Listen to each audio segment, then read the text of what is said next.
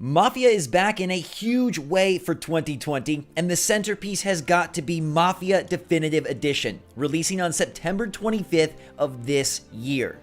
Today, we're here with studio head and creative director Haden Blackman to take a deep dive into what makes Mafia Definitive Edition so special.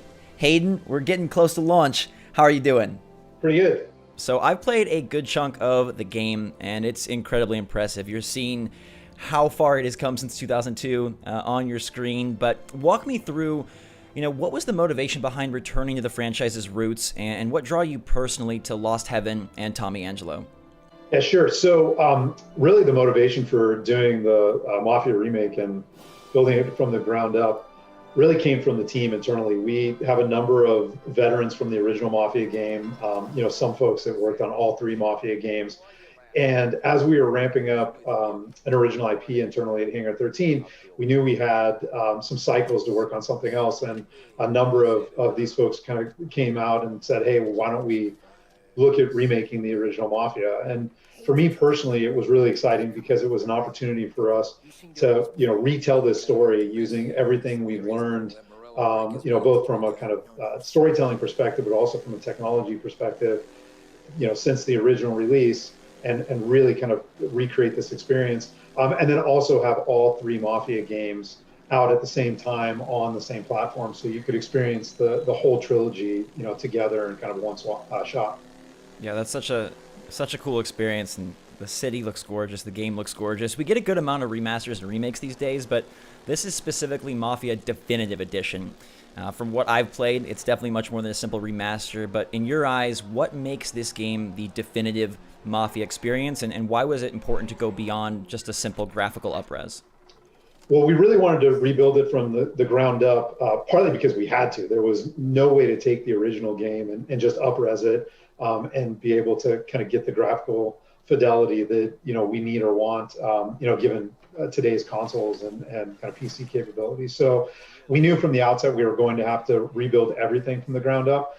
Once we kind of wrapped our heads around that, then it became, okay, how can we make sure that, we're taking the tone and the feel and the story and the set pieces from the original and really doing them justice and expanding upon them where we could, and making sure that this is the game that the team that worked on the original, really had in their mind's eye, back then in 2002, and now have the capability to realize. Yeah, it's remarkable seeing these fan favorite characters and locations and missions in the new engine. It's been 18 years. How did you guys go about staying true to that original release while also updating the systems and the gameplay to really fit 2020? To be honest, it was a really difficult balancing act. I think that from our perspective, the best way to approach it was to look at what are the things that were kind of immutable, or the things we knew we didn't want to change about the original. And a lot of it comes back to that spine of the story, who the characters are, the themes and the tone of that original game. Obviously the setting, the time period, all those things were things we knew we could kind of hang everything else on. Those could become the spine of the game. And then beyond that, we made a list of all the things that we wanted to improve, and we wanted to kind of update to modern standards. So driving was one of those things, gunplay was another, and we were able to take everything we learned and all the systems we built for Mafia 3 and apply them to Mafia, the Definitive Edition, in order to bring things up to more modern standards from that perspective. But I really think that it comes back to making sure we're staying true to the tone with everything that we do, and true to the kind of feel and the atmosphere of the original game. Yeah, we're seeing a little of that feel now as Tommy sneaks his way through. And the alligator, we had the alligator. I think that's probably a prop. That I was going to say, is that were all these animals in the original version? Probably not. I think the intent with this, though, because it's an out-of-the-way motel, the intent in the original version is that it did have kind of this more rustic feel. So right. There probably was some of this in the original. I wouldn't be surprised if, and again, the team does this all the time just because it's kind of fun. It doesn't take anything away, but it helps add some nice touches. But that stuffed alligator, I wouldn't be surprised if that was a prop from Mafia 3 that was kind of snuck in here. You were heavily involved in the development of Mafia 3, obviously. This game's a totally different era, totally different type of Mafia. What were some of the things that you took from that development to build upon for this game? And were there any things that you had to make sure to avoid given the differences in the two time periods? Yeah, so as I mentioned, we did take the driving model and kind of our gunplay model from Mafia 3, but we adapted those for, Mafia, the definitive edition, based on the time period. So from a driving model perspective, for example, we made a lot of adjustments to make sure that the cars feel like cars from, the 1930s, from this kind of Prohibition era America. So that was one example. And then from a gunplay standpoint, that again was another balancing act for us, because we wanted to capture the sense that Tommy is a cab driver that kind of falls in with the mob, and over time does get better at kind of using his weapon, but that's really driven by the player getting better. That's in sharp contrast to Lincoln Clay from Mafia 3, who's a trained soldier, and so just from the outset, there's a very different vibe with combat. We wanted to make combat feel a little bit more lethal. In Mafia, the definitive edition, we wanted to make sure that you were thinking about when you were using cover, when you're reloading, when you're blind firing. But at the same time, again, it's a balancing act, because we still want to make headshots really fun. We still want to make sure that you can progress through the game and experience the story. We want to make sure that gunplay is satisfying. And then I one of the things I was super happy with from Mafia 3 were all the kind of death animations and the variety that we were able to get there. There's just something about when you get that headshot, the guy just kind of falling to his knees. So we were able to take a lot of those learnings and apply them here too. So, and you still have those very vicious finishing moves. Tommy he may not be a soldier, but he still gets a little wild when it comes to that. He does have a little bit of an edge to him. And again, that was one of the big learnings from Mafia 3. Those finishing moves are fun, and they're a great payoff, for that kind of melee encounter. So we wanted to make sure we brought those back too. Absolutely. Yeah. So speaking of Tommy Angelo, you mentioned he's this cab driver. He gets quickly involved with the Mafia, the Salieri family. Things kind of spiral from there. To you, what makes Tommy a great mobster, and why is his tale so relatable and compelling?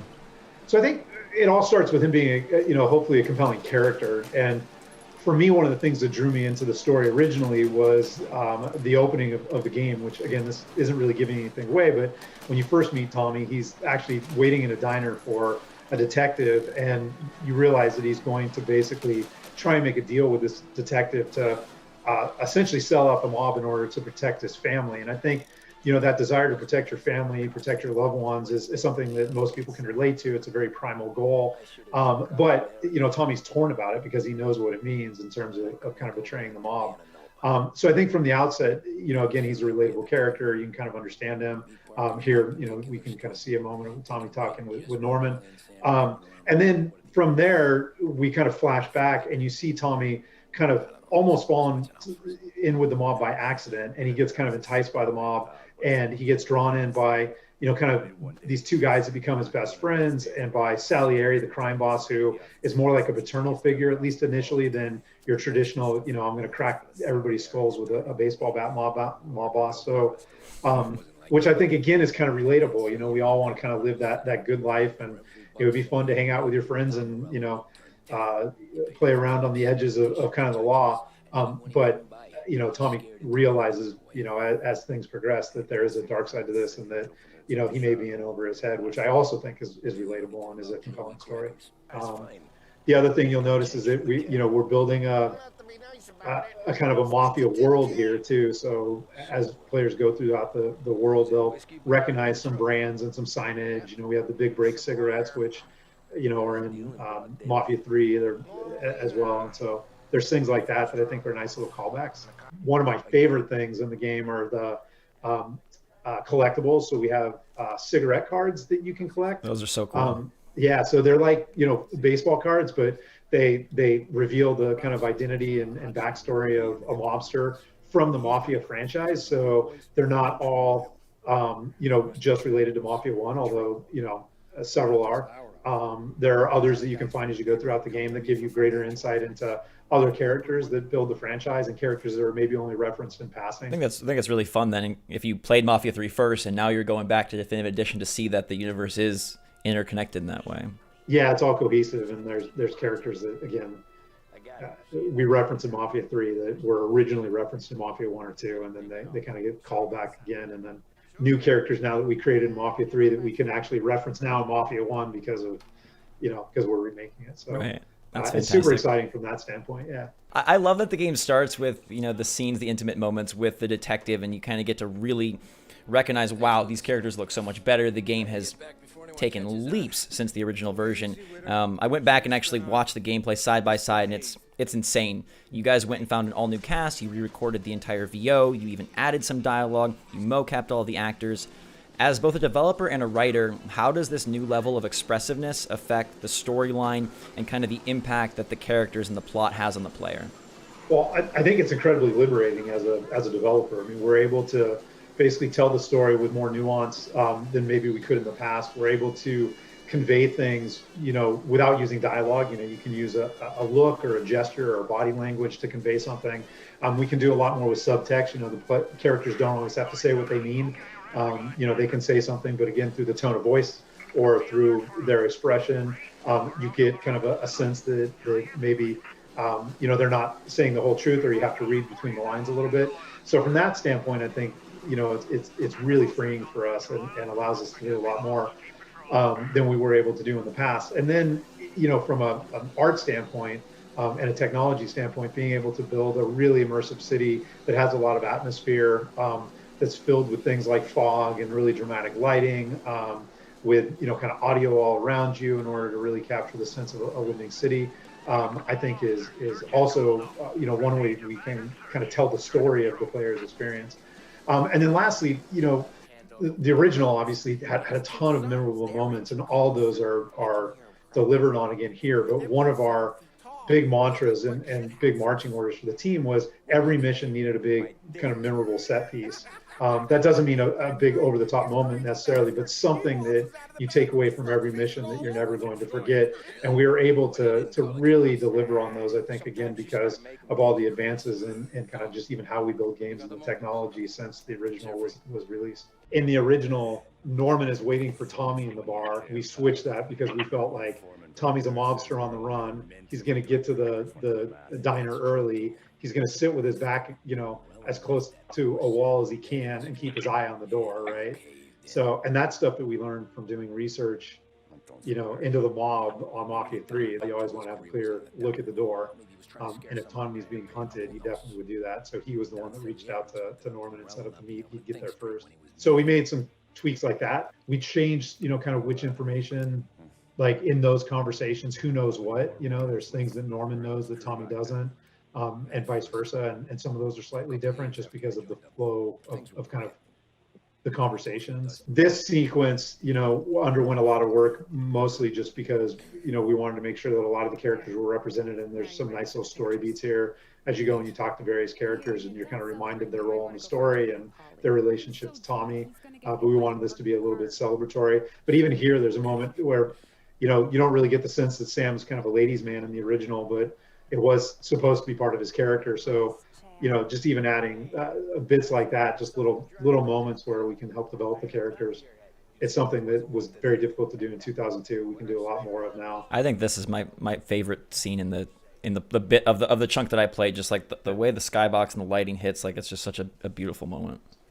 Yeah, we again, learning from Mafia 3, we had a lot of dynamic lighting in Mafia 3 where the day-night cycle would just go on, and we didn't always curate kind of what time of day it was. Almost every single mission in Mafia, the definitive edition, is curated from a lighting standpoint. So we know what time of day it is, we know what the weather is, we can control all that stuff. And I think again that just leads to a greater sense of atmosphere. It allows us to really control the pace and the emotion of the game, and tell the story that we want to tell. And make sure that it looks as good as it can possibly look. Yeah, it really is like how you imagined the game being in your head. Now here it is, right on your screen, which is fantastic. And it's fantastic to see this all come together. You guys are taking a beloved game, beloved characters, trying to pay tribute, but also elevating things. It's a large undertaking, and I guess as we approach that launch date, what are you most proud of with Mafia Definitive Edition?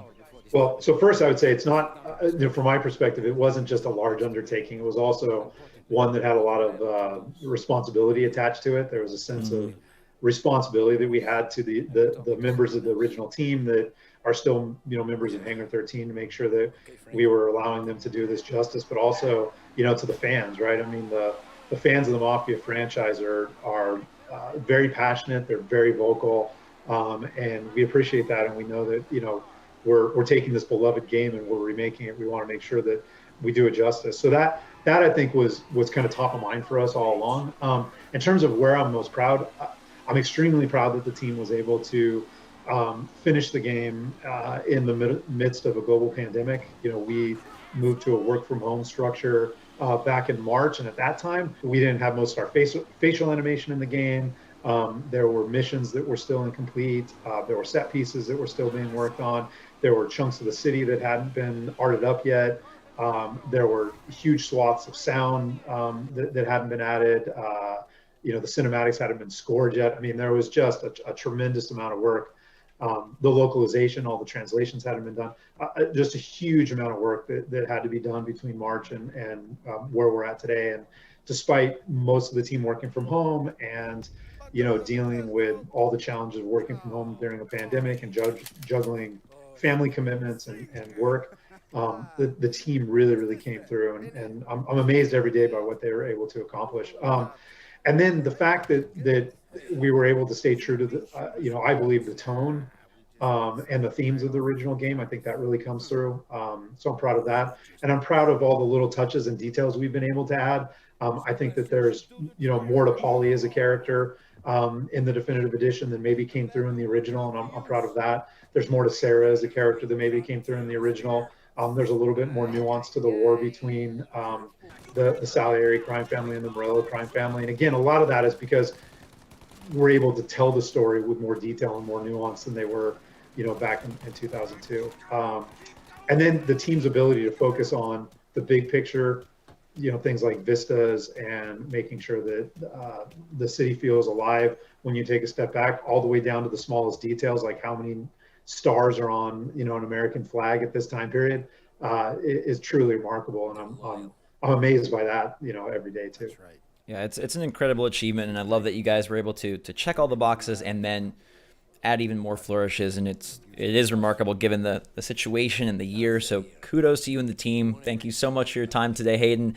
And we are all looking forward to Mafia Definitive Edition hitting store shelves on September 25th. Well, yeah, thank you so much. Thanks for taking the time. And there you have it, guys and girls. Tommy's Tale is shaping up to be an amazing adventure. So thanks so much for watching. Make sure to like and subscribe to stay up to date on the latest and greatest from the Mafia franchise. And until next time, we'll see you later.